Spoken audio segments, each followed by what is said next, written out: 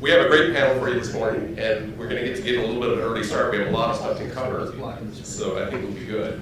And on our panelists today, we have Matthew Goldman, who's SVP Technology for TV and Media from Ericsson, and also President of SMPTE, so my boss as well. Behave yourself. I'll try to behave myself since he's watching everything we do. We also have Brad Gilmer, Executive Director of VSF, and he's dual role. He's also Executive Director of AMWA as well too. He's going to be talking about AMWA and a lot of the stuff that comes from there. And then we have, for the JTNM roadmap and Interop testing, we've convinced Felix to take on the whole thing there. I know it's got other people listed on the panel for that, but he's going to be talking about the JTNM and the roadmap in the middle of the session. And then to follow it up at the very end, we have Mr. Cronk, Mike Cronk, who is VP Core Technology at Grass Valley and Chairman of the Board for AIM. So welcome to you. Thank you for coming here.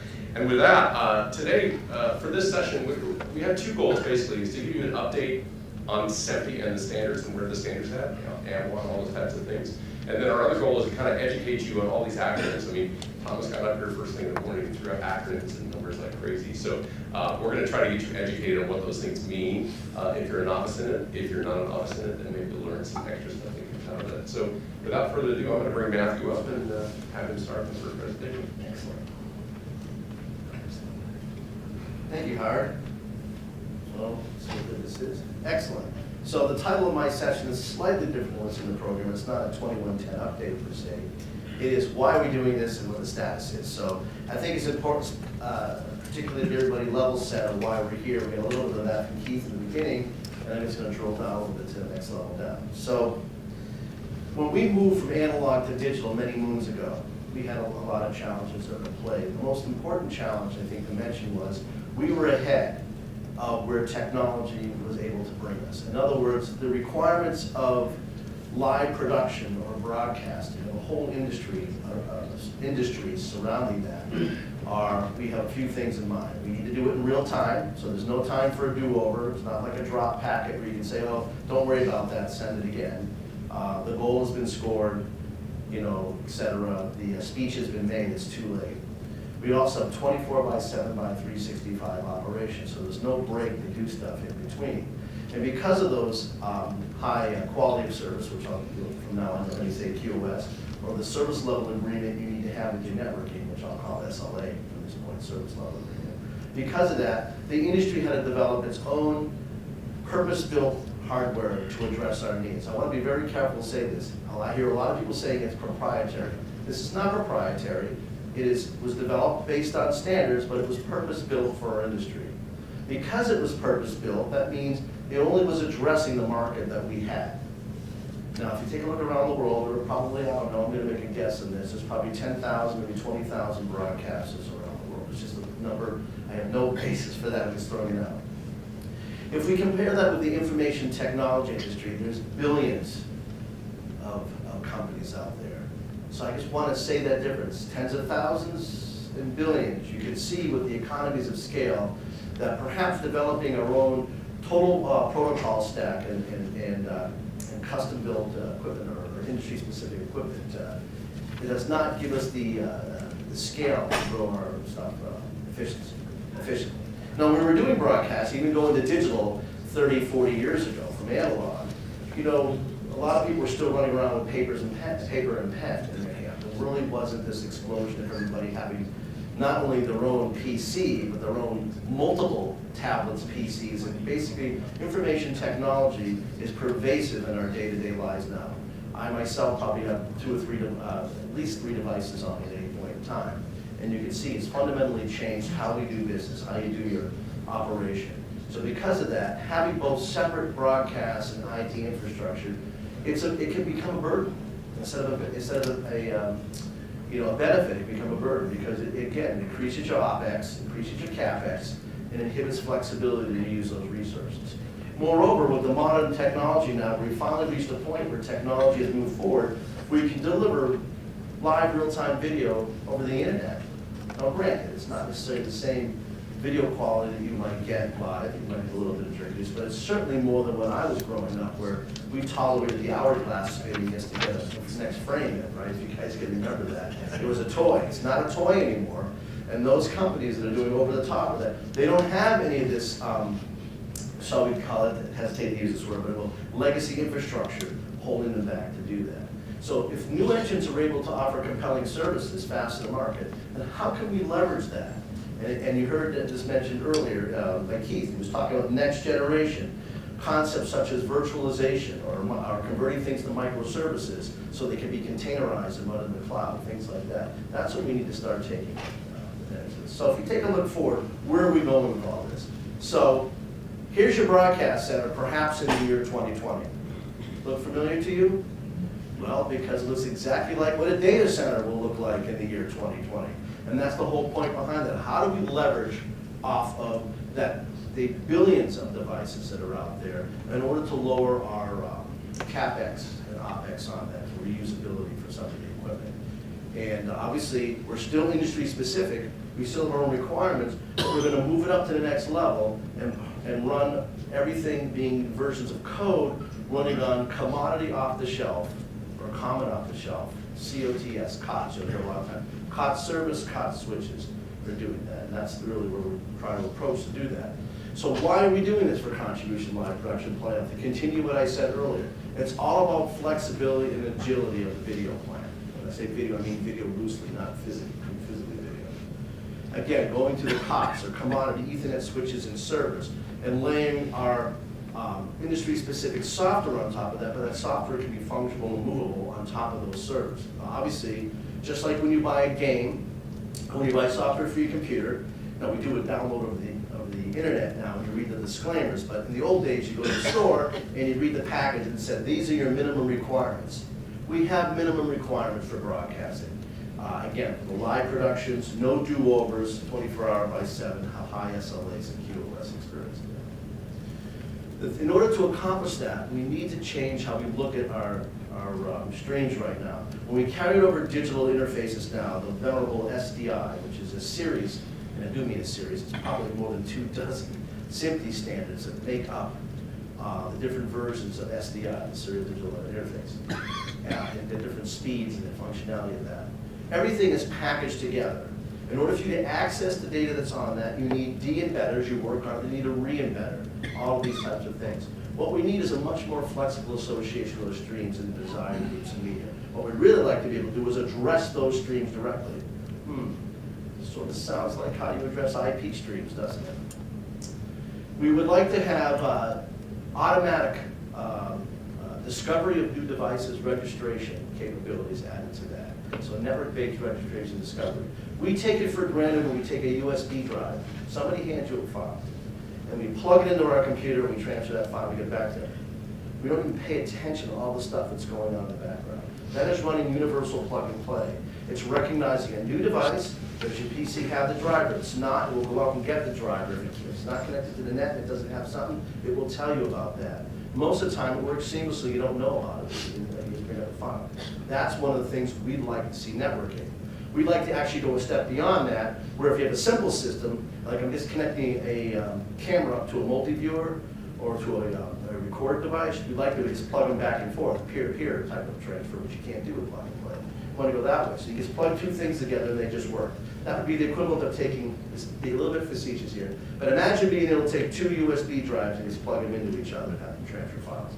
Or of course, we could do that with our phones using near-field communications and stuff, but that's the type of thing we're looking at doing. When we move over to IP, things are denser than SDI, and they're inherently bidirectional. So that's both a benefit and a bane. What it means is you have to be able to handle all those things and worry about other things such as security and those issues. But it's worth doing to give you this flexibility. But one of the key changes is, remember that 24 set of SDI standards we have? The new way of doing this is it's just a stream that gets identified. So it's agnostic to the specific video format, the resolution, the bit depth, frame rate, audio formats, a number of channels that can be carried on the same type of thing. And if you want to take a look at the us jumping on to the information highway, so to speak, so the on-ramp to that information highway is going to a software-oriented virtualized video production plan for doing that. So why are we talking here about that? There's a nice little back on that. Because you can do this more than one way. As a matter of fact, there already is more than one way. We'll hear some of the implementation stories later on today. But there already is more than one way. And the fact of the matter is, if we do things more than one way, we're not taking advantage of the scale of it. It's sort of like everybody starting at one end and somebody starting at the other, and they build a road and they don't connect in the middle. If we don't align on what we're doing, then we lose that whole economy of scales of being able to do that. And we want to do best of breed device of doing that. We want to have a foundation on which we can build. Because the conversion over to this, it's not about just going to software. So don't think about this as going, it's analog to digital to virtualization. It's not about the physical change in that. Think of this as a change that we did a few years ago when we moved from a physical tape, remember the venerable tape? These massive tape units everywhere, with whole floors of buildings, archiving, trying to find the tapes manually, and then we got these automatic robots that would grab the tape and you archive it through barcodes and stuff. You can find the tape when these machines were running, but they were still tape. How you access the tape and what you did with those tapes were very limiting. It's linear, you want to find a different piece of it. You have to splice it, you have to look at it. What did we do? We converted to files. Now what is a file? You could look at a file and say, well, that's a virtualized tape.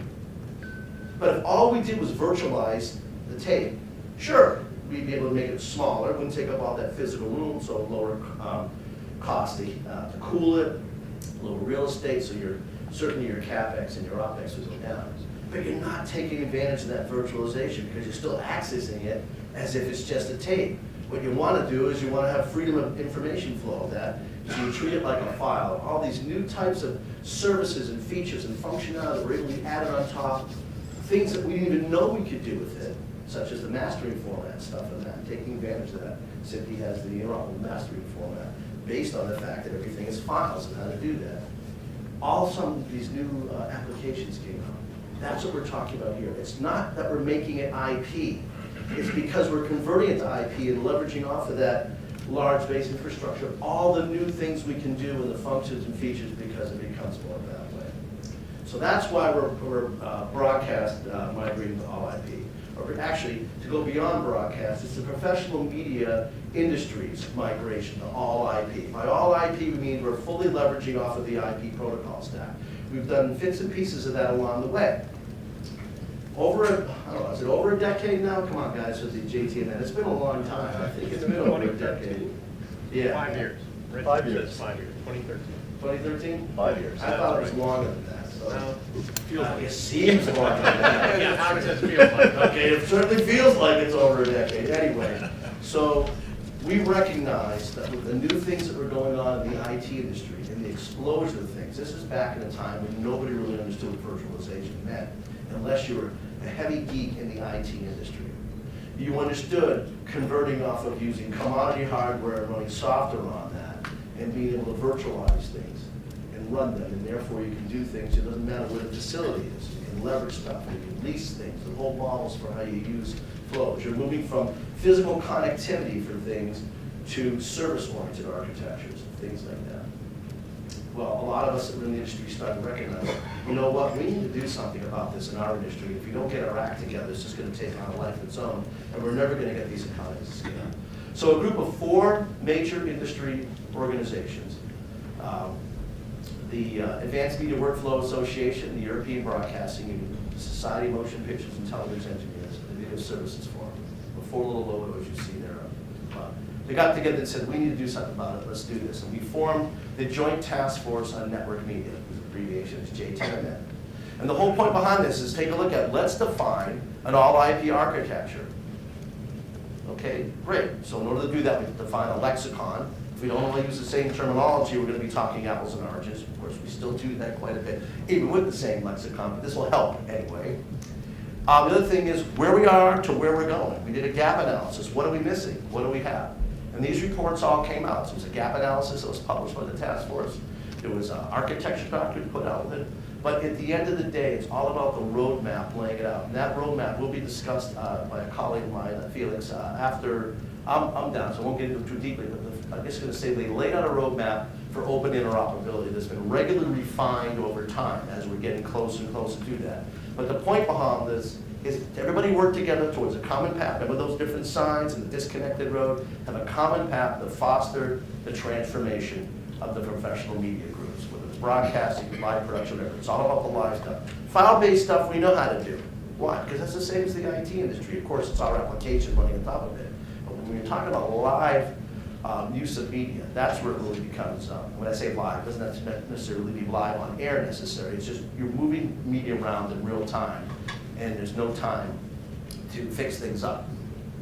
So we want to move from media-specific interfaces that I described, protocols and infrastructures that I described before, to all IP-based ones. In other words, we're going to launch forward, in the first phase that was real-time professional media over IP standards. So we got a whole bunch of organizations to come together. We had, this is based on the JTMN work. We had user requirements that came from NABA and EBU, VSF, and other organizations all came together. We then had reference architectures being done by the JTMN itself and the four members, AMWA, EBU, SMPTE, and VSF.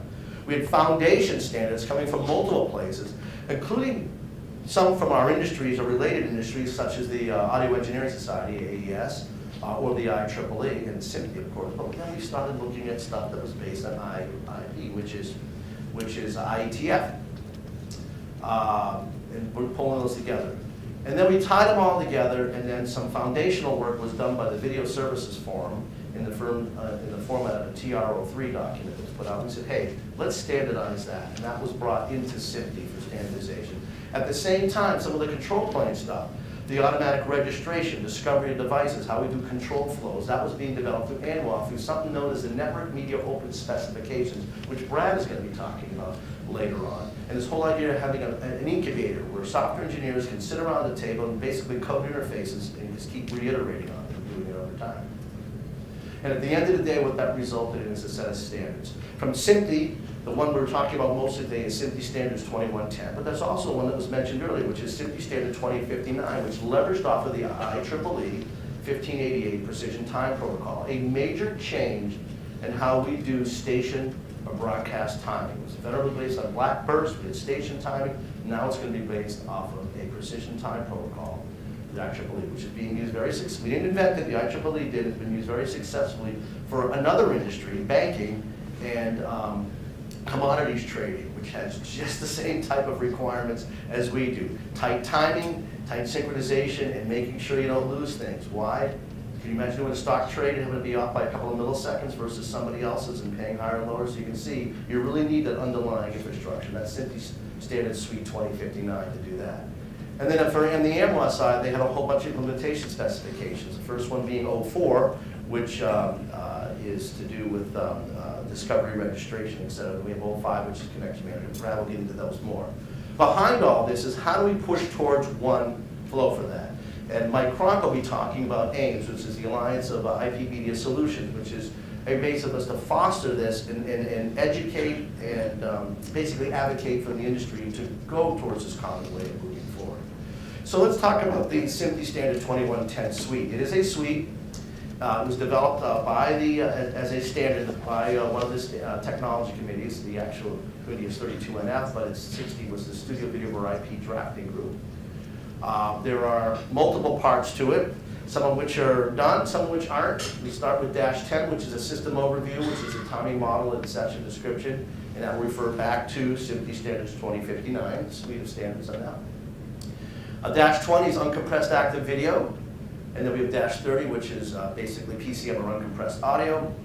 And it gets the leverage off the industry. So video is based off of an RFC 4175 that's been out there for a while, but drafted a little bit more tightly, a little bit more specifically explained how to use it. And in the case of audio, we leveraged off the Audio Engineering Society, AES 67, which they have been quite successful with in the audio-only part of the industry, and we're extending towards audio and video together.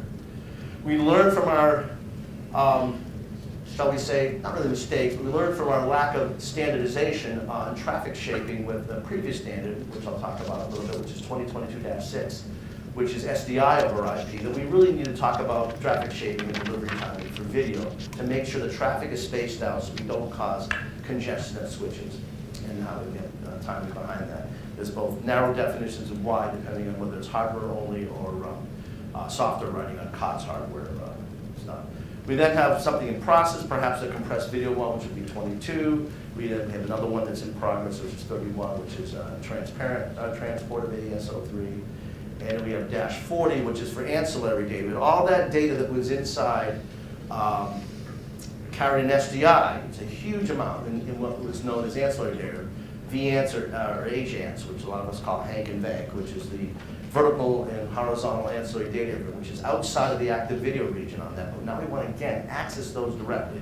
So you don't have to go in embed to get access to captions, subtitlings, time codes, things like active format description, dynamic range, or colorimetry, explanations, and things coming all through. The good news is that as of IBC, the first 3 parts of this, 10, 20, and 30, are approved standards. It was really a remarkable amount of work and a lot of time for doing this, and we're very pleased to report that these are approved standards. 21 is almost done. I believe it is entered into... It's in the SD audit now. Yeah, it's an SD audit right now, fantastic. And then dash 40 is not that much far, that's under comment resolution, right, for FCD ballots? Yeah. Yeah, so the final committee draft ballot's under comment resolution for that. Then that will enter into draft publication review and then ST audit. So these are almost done. So 10, 20, and 30 are done. 21 and 40 should be done before the end of the year. Is that pretty safe, or somewhere around there? 21, yes, 40. 40, around, we'll just say somewhere before the first quarter of next year, how's that? But it's good news all around, and it's technically, mostly technically stable at this point in time, which means you can implement from it, particularly since a lot of us are coding now in software for that. So I do want to reemphasize one point. 21, 10, 20, 30, and 40, okay, are SMPTE standards, and instead of us defining the whole protocol stack like we did for SDI, we're providing that layer that makes it industry specific. We're leveraging off of IETF protocols to ride above it for IP, which in turn leverages off of IEEE protocols, which is Ethernet itself. And we already mentioned that the timing for all this is based on SMPTE Standard 2059 broadcast protocol, but it's on the IEEE 1588 precision time protocol. I just want to emphasize this. We're layering above to leverage off of the industry that is producing billions of these devices underneath, so that we can be able to have more flexibility in that. Just to give a little example, for those that don't know, the previous standard for carrying uncompressed media over IP, or in this case, remember SDI, which is the whole protocol stack, the way to get partially towards that was to do SDI over IP. And the standard does that is SMPTE Standard 2022-6. Everything is pretty similar to what you do with 2110, except for one very major difference, and this is the thing. Well, and if you look at the block to the left, you'll see there's a pipe. The overall pipe is in IP. The next layer that's in that pipe is SDI. Everything else is embedded in SDI. So you're moving SDI over IP from one location to another, but then if you want to get access to that information, it's standard SDI embedders and de-embedders and how you process that, just like the standard plan today. So the transmission, or interfacility transmission, is done using IP, but everything else is SDI based. The whole point behind going to 2110 is to have essence-based encapsulation, so you can access individual types of streams directly without using industry-specific embedders and de-embedders. So take a look at the bottom right in the stack there. It's IP layer, but now the video, the audio, the data, and the timing is all separate that's on that, okay? This is what we're looking for when you have tightly controlled systems for timing-wise. An intrafacility, it can be used intrafacility, but it's mostly for intrafacility aspect for that. So is this for real? Well, you're going to hear Mike Cronk talk about this a little bit later when he goes through his AIMS presentation. But is it for real? It most certainly is. We have held several what we call IP showcases over several major trade shows. And this last one at IBC had over 50 vendors showing Interop. Now, for full disclosure, the photo that's in here is a photo that I took at NAB, because I got the wall picture better. But it's the same concept that was out there. At NAB, there were over 40 vendors. This is live Interops with real-time professional media over IP doing 2110. The difference between NAB and IBC, in addition to the number of people that were there, was at IBC we actually showed some real-time applications, some example systems that were being done, instead of just showing interoperability. But I hope this demonstrates that it's not just a paper standard, it actually is doing something for real. And of course, to have 2110, you have to have 2059 and a few other things. And there are other aspects that Mike will talk about for that as well. So I want to thank you for your time. I think I finished on time. Great.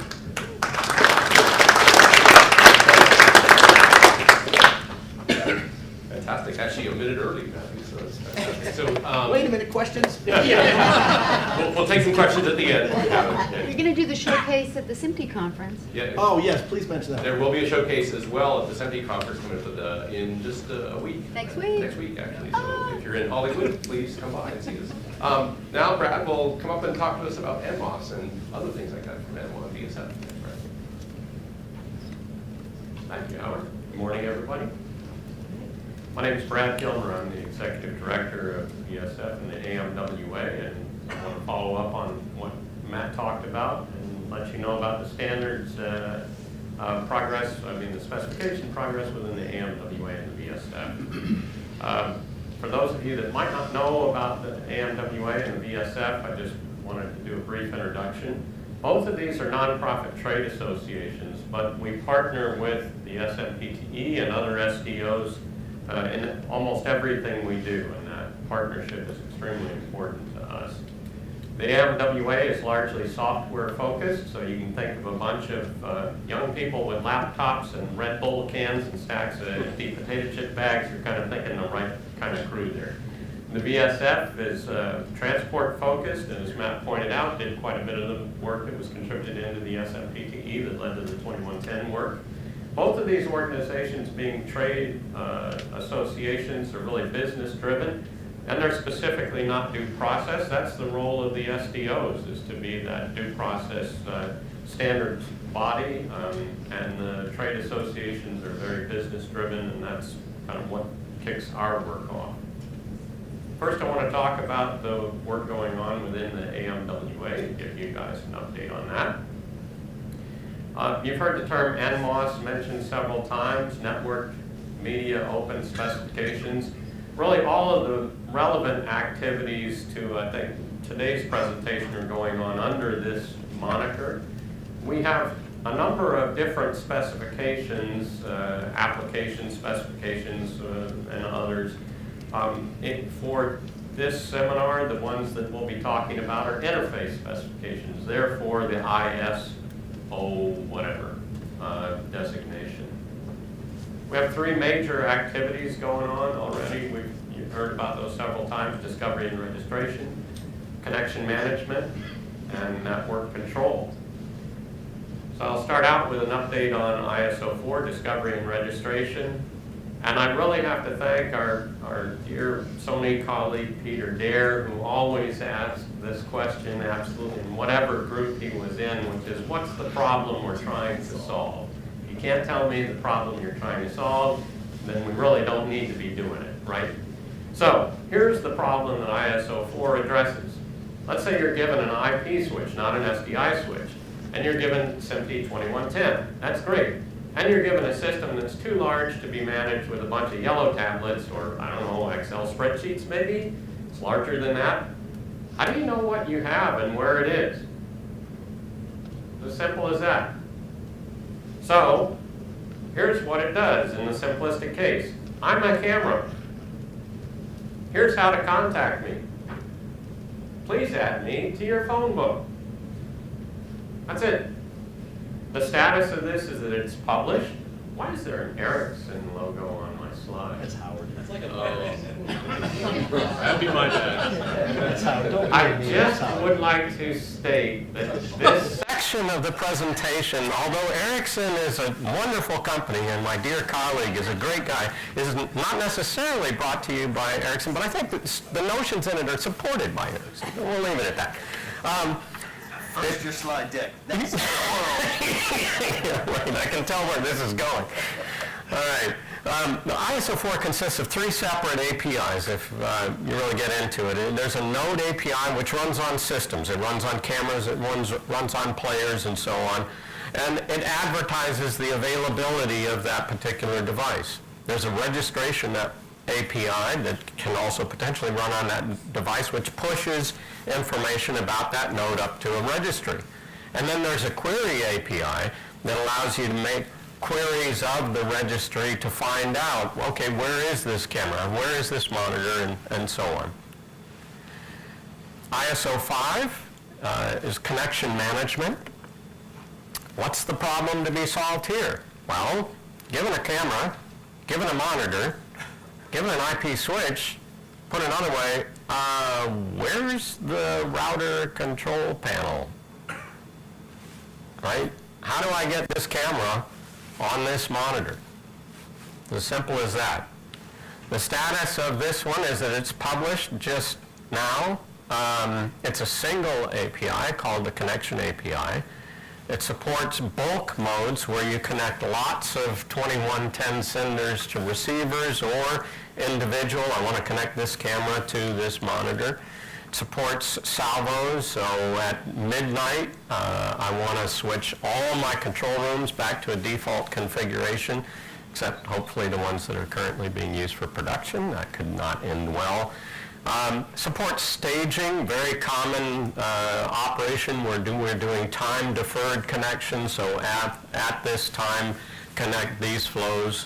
It also supports 2022-7 redundancy. There's a mechanism where you can send two identical flows and switch between them at a receiver in the case of a failure in one of those streams. And you'll never ever see the hit in that. And this supports connections of basically, you could think of it as main and protect flows together, and other things as well, but we'll keep it at that level for now. NMOS ISO 6 network control. This activity is chaired by Suba and Thomas over here.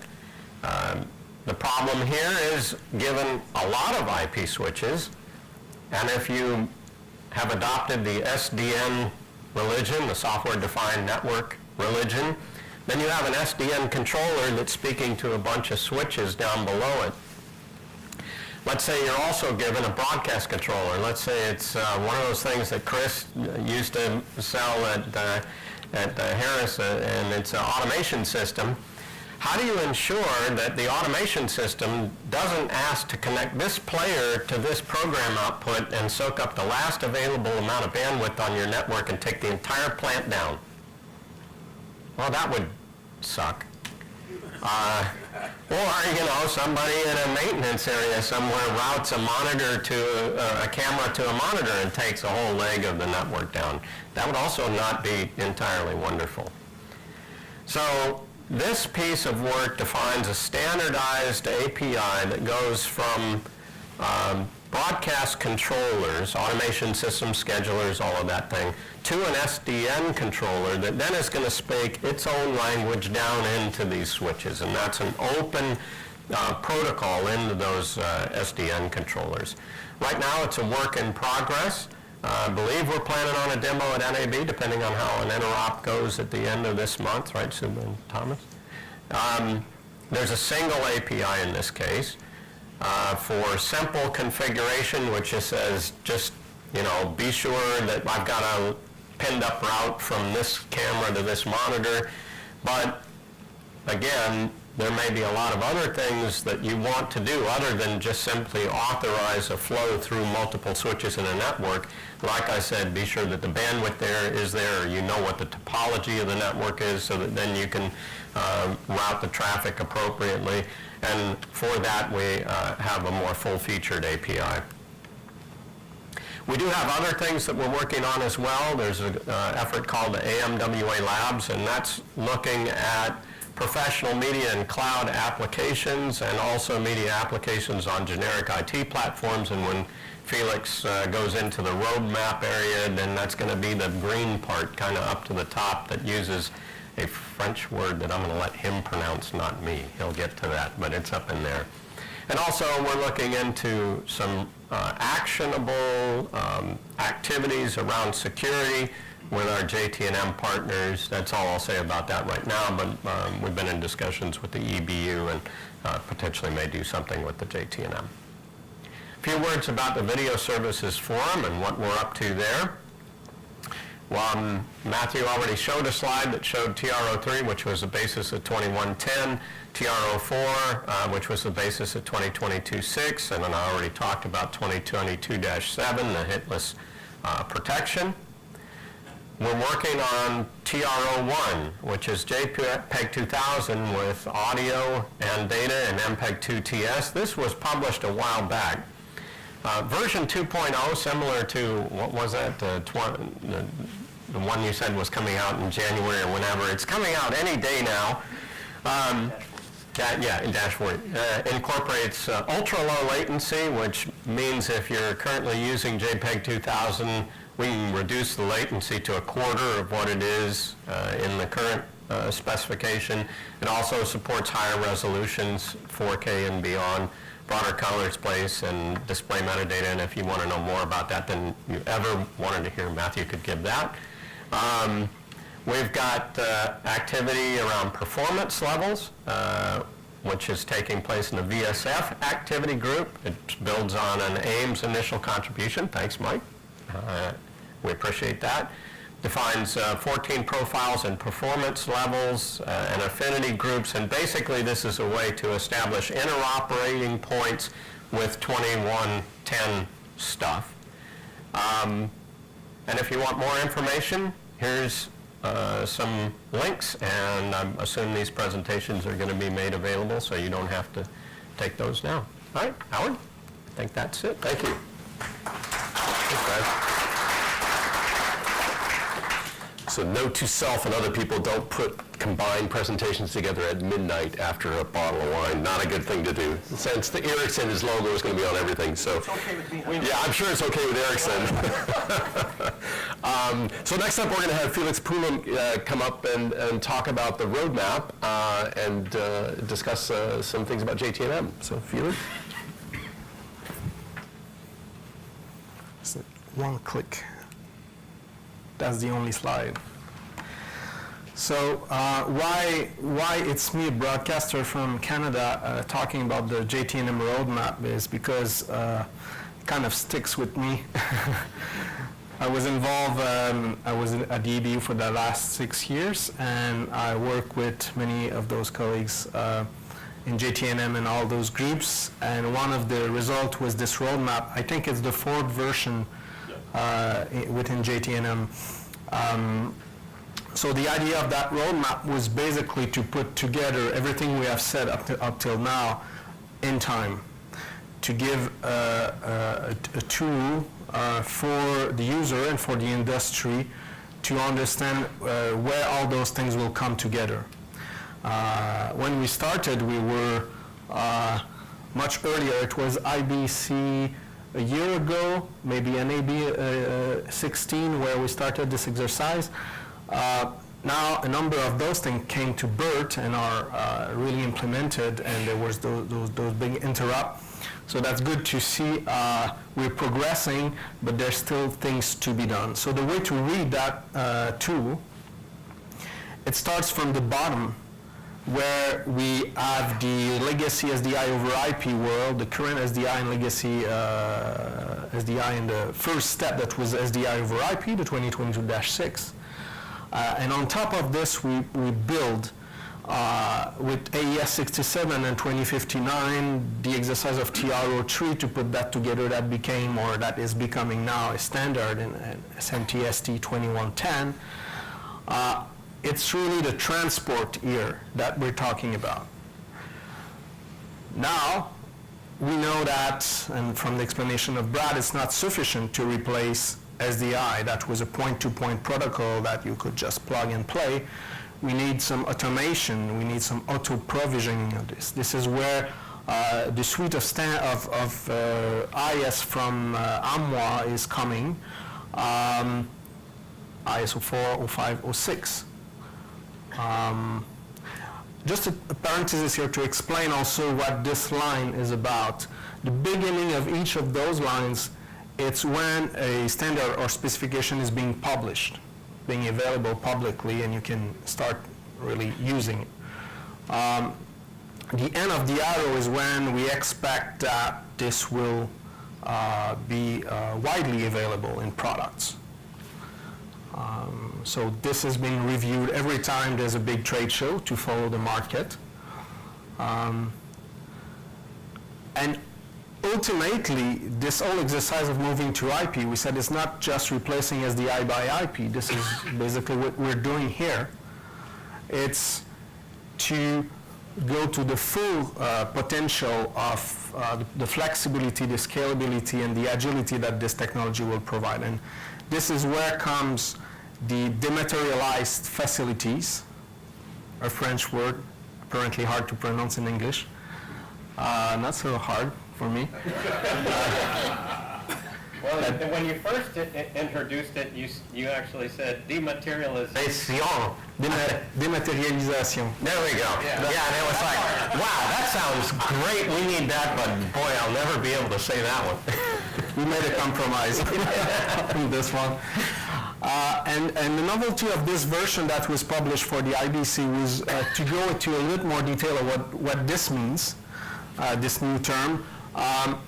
And really it's two big things. The first thing is this idea of non-media specific IT, open APIs suitable for virtualization.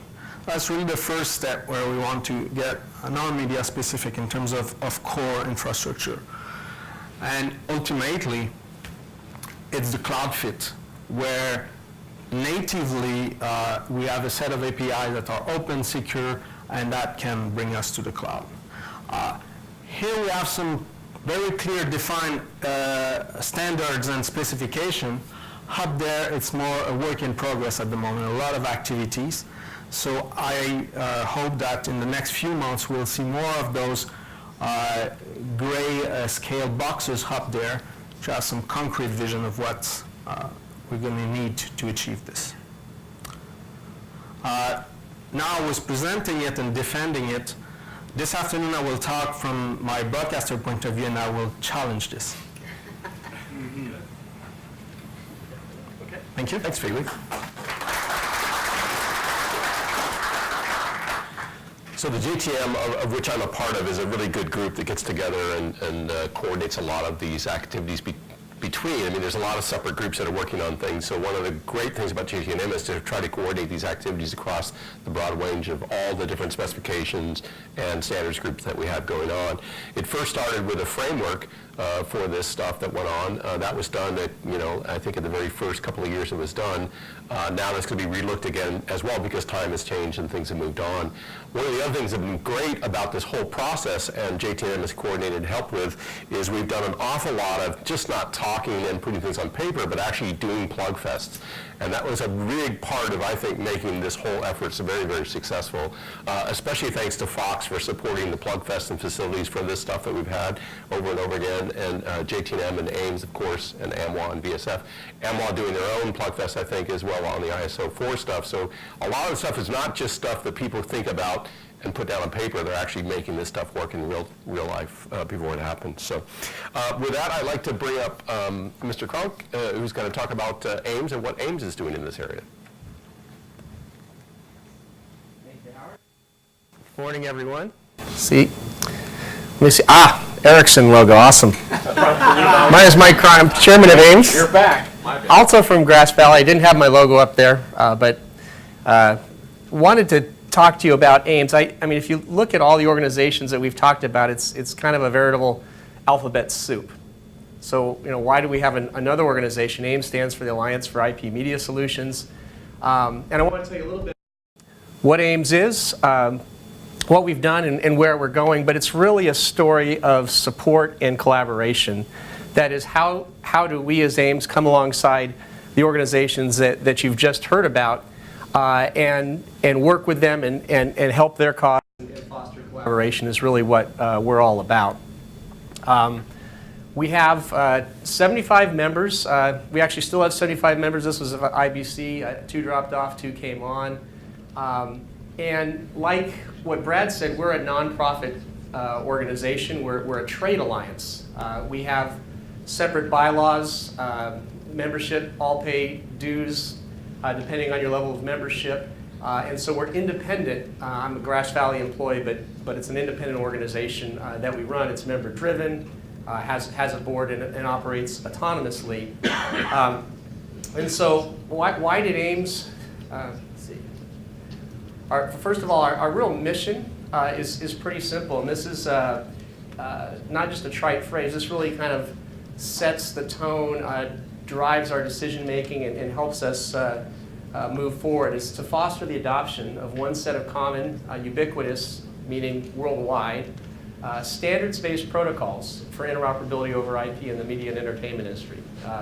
Pretty simple, but pretty profound in terms of what it means we can do. First of all, why are we here? Why did AIMS even come together? If you go back to the fall of 2015, and specifically IBC of 2015, the VSF, as we talked about, had the SVIP activity group, or Studio Video over IP. That was what was forming the TRL3 recommendation, which came out at about that time, I think shortly after IBC. But in the industry, there were some very strong and good technology companies that had other proposals that were out there as well. And the takeaway from that time in the market, in fact, many of the broadcasters in this room came to my company, Grass Valley, and to other companies and said, hey, it's really difficult right now because we don't know what the winning horse is or what to buy. And we fear that it's going to be more kind of like the tape wars, where you had, one vendor had their format, another had another format, and you couldn't really exchange those tapes. There's a lot of dubbing going on. And we really want to avoid that. And it was shortly after IBC, I think, December, when AIMS was formed. And our main goal was not to replace anything that was going on already. There's some great organizations, VSF, SMPTE, AMWA, EBU. They're forming the JT&M. They're building on a body of standards. And so that's what the AIMS companies wanted, was a standards-based open approach.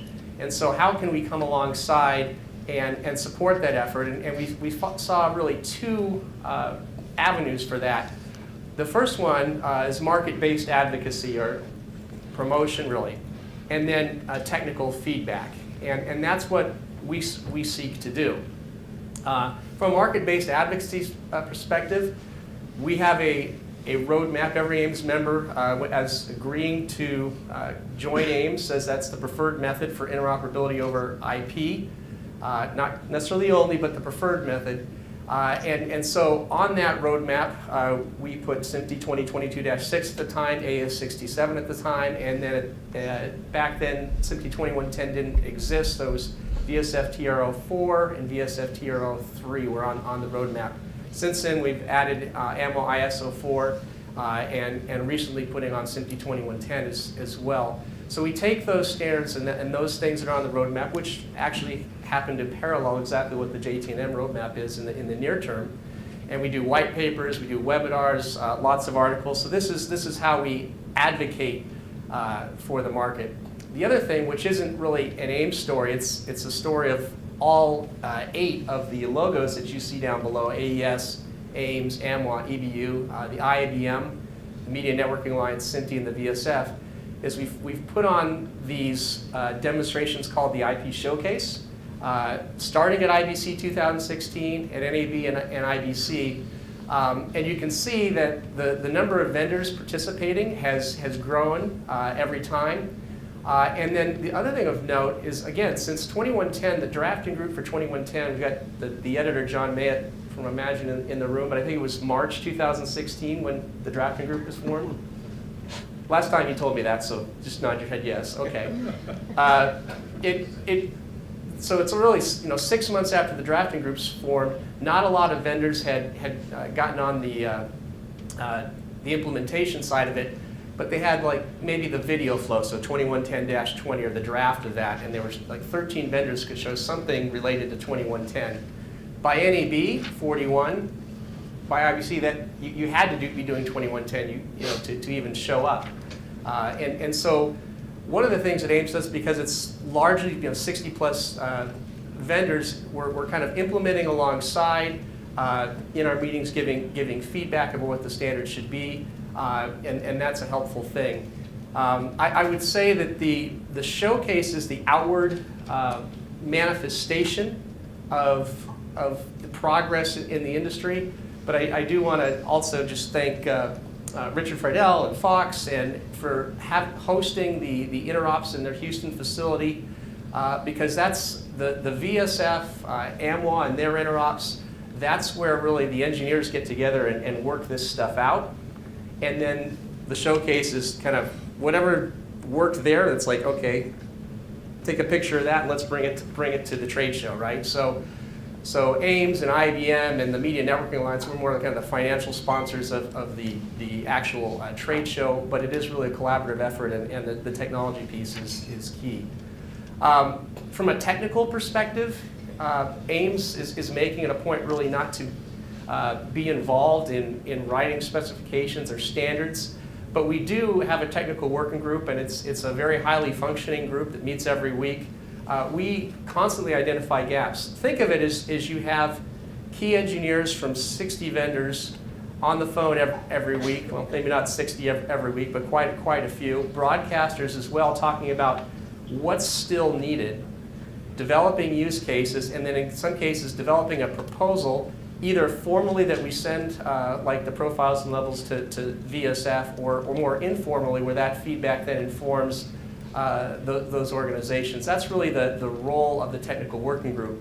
And if you think about 2110, the drafting group starting in about March of 2016 to now, we've got 3 of the standards already approved. That's a fairly short timeline from an ISO-based standards organization.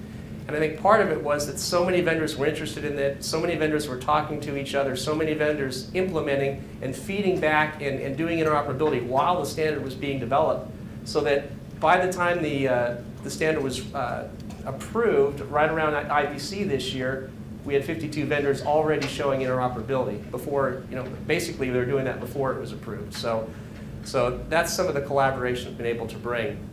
Apologize for all the small words, but we've been doing a lot there on the technical side in terms of the profiles and levels draft. In fact, there'll be a presentation later today on system architecture guidelines and recommendations. And there's been a lot of different guidance and consensus statements along the way where AIMS has either by an individual member after developing consensus or by posting on the reflector something about what we see as important for the development of elementary streams and the SMPTE work. So we have some ongoing subgroups. There's a group that's looking into developing a self-certification test development. So as a vendor, I buy this equipment. How do I know when it says ST 2110-20? What does that mean, and how has it been tested to that? There are some applications for things like high-speed cameras that sometimes need more bandwidth than a standard, say 10 gigabit, or in some cases even a 25 gigabit flow. So how do I break that into multiple 2110 flows and group those via the SDP? Work ongoing in virtualization and making some recommendations there, as well as continuing on the system architecture as the technology evolves. We're also right now doing gap analysis pertaining to server workflows and NMOS 04. Some vendors who are implementing have some questions there. So we're walking through that.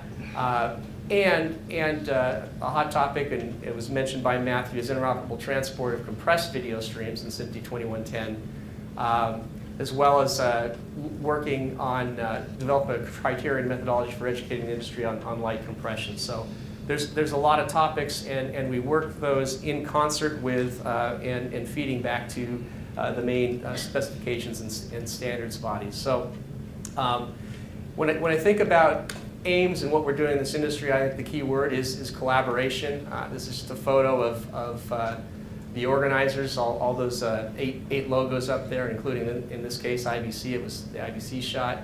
But we are very much excited to be a part in supporting the efforts of these organizations. And the feedback from the vendors that we're able to, vendors and broadcasters, to help move this forward has been fantastic. So that's it. Oh.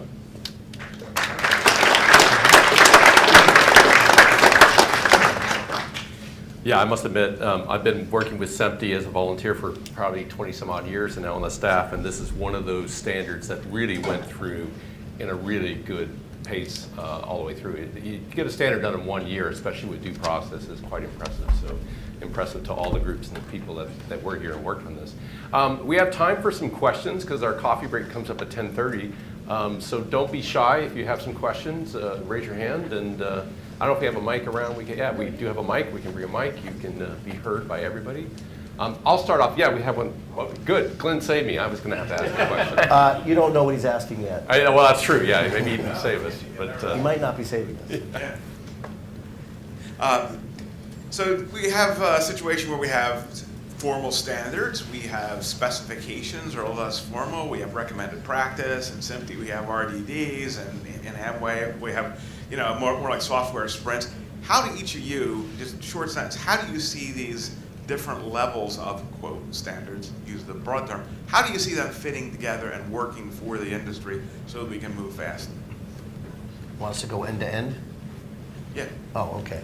So, well, we already see them working that way right now. From a SMPTE point of view, I'd like to see a little bit formalization around some of the specifications as they gel.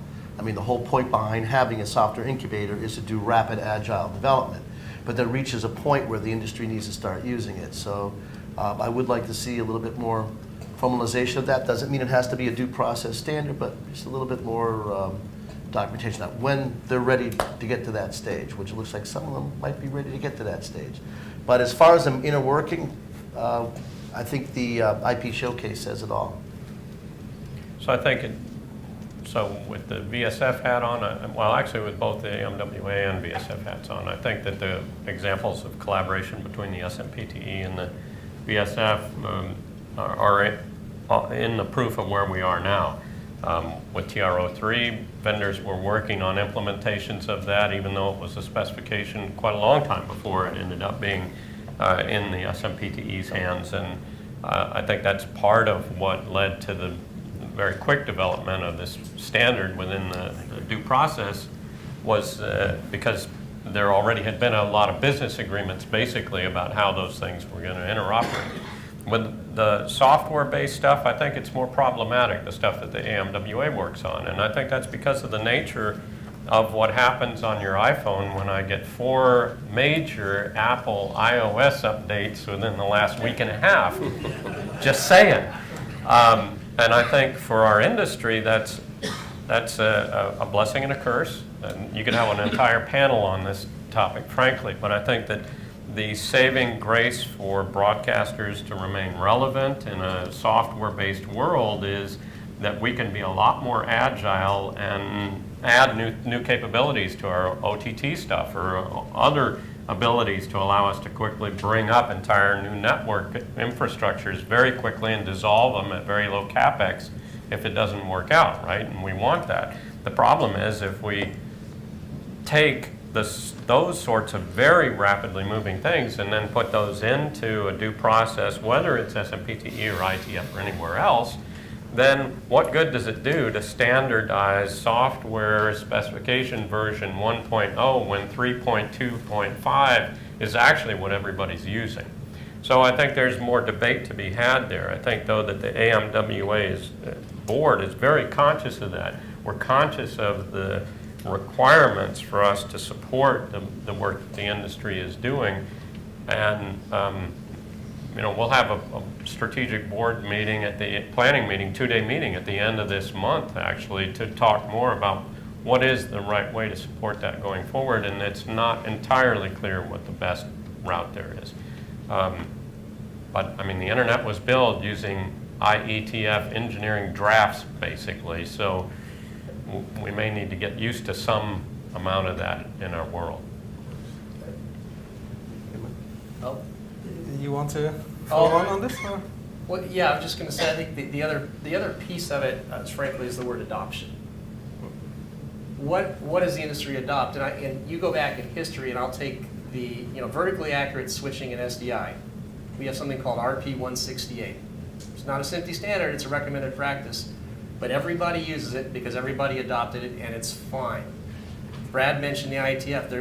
They're drafts, but they form the basis of the entire World Wide Web, and we're fine. So adoption is a key piece of that, and that's why working together and collaborating is so stinking important. Yeah.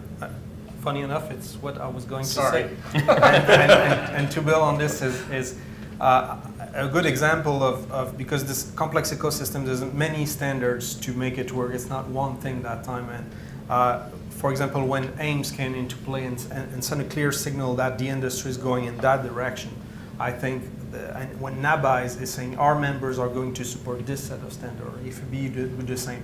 I think these are very important moments where there's a convergence.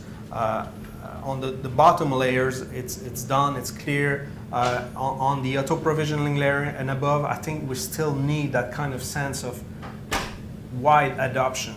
And I think this is the next step we should work to send a clear message to everyone. Do we have another question over here? Yes, sir. Well, I wasn't going to ask the question, but since it got started.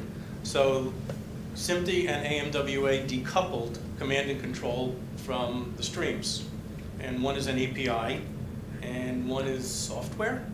And how do you manage, or where do you embed the API, and where do you do the version management as different manufacturers do different software implementations of 2110 versus the API interface, which is somewhere embedded, and how do you manage the communication, or how do you manage the embedding with the API into the standard? So I think you're mixing two different planes. They were deliberately done this way because the essence plane of the data plane is separate from the control plane. So there is only going to be, well, I mean, that's the whole point of doing a due process standard. When it's published, there is going to be one version of 2110 that is the published version. Now, it doesn't mean we will have a one-year review, and there could be an update, and if we find something wrong. But when updates get done to standards, they're done in a very methodical, organized way. The point behind doing some of the other, the control plane aspects done as an API is because, quite frankly, we're all still learning about that. And the environment itself is very agile and very DevOps based, and it's going to be a constant iteration type environment. So while the essence-based streams, the data plane stuff will be stable, we expect the control plane stuff to be regularly, I mean, for a while now, right? To be regularly updated as we learn and grow with it. And you might find in-field differences in that. So on the control plane side, obviously there needs to be some type of in the API, a versioning that's built into the API. But that's completely separate from 2110 and 2059. Based on that. And they work very fine that way. That's no different than what we do with every other standard that's out there. You can separate out the data essence from the control and the management plane information. Well, but if you're saying that the API is the control plane, that's independent from the stream plane because of the DevOps evolution. No, it's not what I said. I said why one is different. They are inherently different because one is data, and it's the flow and the encapsulation of the data. The other one is the control of that data. They're completely orthogonal to each other. So, well, it's data controlling data, and what you're suggesting, unless I'm misunderstanding, is that the API of command and control will be continually evolving, while the data plane of stream is standard and let's call it written in stone for the time being. But at the same time, if the API needs to be embedded at each of the endpoints, it's not at what point is the API going to get behind what's going on, or how do you continually update the versioning if the API is continually evolving? So if you take everything you just said and focus solely on the control plane, I agree that there needs to be a versioning stuff in the API. But that's still no relation to the data. That's like saying the control for lighting systems on a highway. You know how sometimes they control the lighting? Each car has to carry that in it. The car itself, or the data, the essence, the flow that's going up there. It's a BMW. It's a Mercedes. It doesn't really matter what.